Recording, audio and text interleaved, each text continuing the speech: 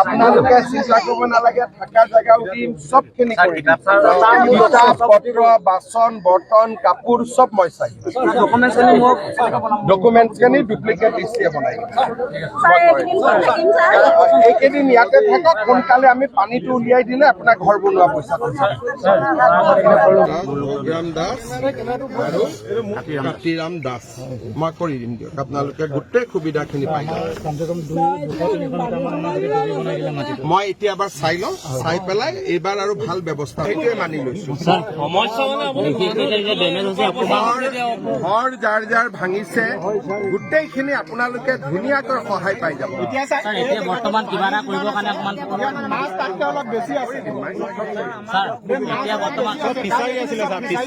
মাছ কি কৰিব লাগিব? বেছি আছে ইয়াত পানী উলিয়াই দিলে মাছখিনি মাৰিব পাৰিব।